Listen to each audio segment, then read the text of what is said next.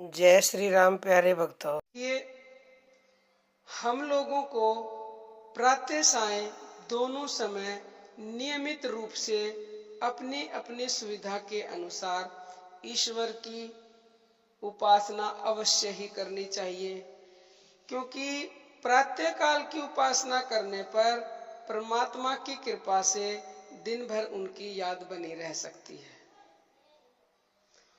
और उस याद को अखंड बनाए रखने के लिए हमें चलते फिरते, उठते बैठते, खाते पीते तथा प्रत्येक कार्य करते हुए भगवान को अपने साथ समझना चाहिए। मन में सदा सर्वदा यह निश्चय रखना चाहिए कि हम जो कुछ करते हैं उसे भगवान ही करवाते हैं। जिस प्रकार बच्चे का हाथ पकड़कर गुरुजी उनसे अक्षर लिखवाते हैं, उसी प्रकार परमात्मा हमें प्रेरित करके समस्त कार्यों का आचरण हमसे करवाते हैं।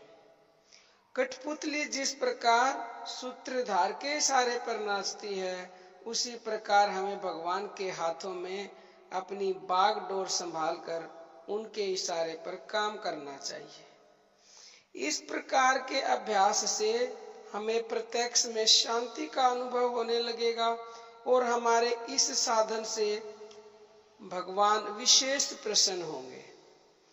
इसी तरह सायंकाल यानी शाम की उपासना करने पर भगवान कृपा से रात्रि में और सोने के समय भी भगवान की याद रहती है।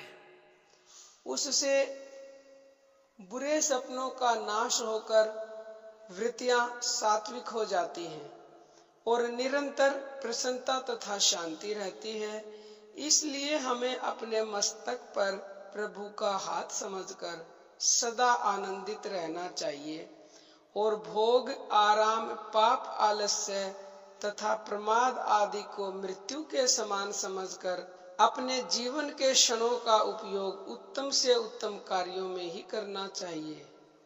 भगवान के नाम का जप और गुण तथा प्रभाव के सहित उनके स्वरूप का ध्यान करते हुए ही उनकी आज्ञा के अनुसार तत्परता के साथ काम करना चाहिए।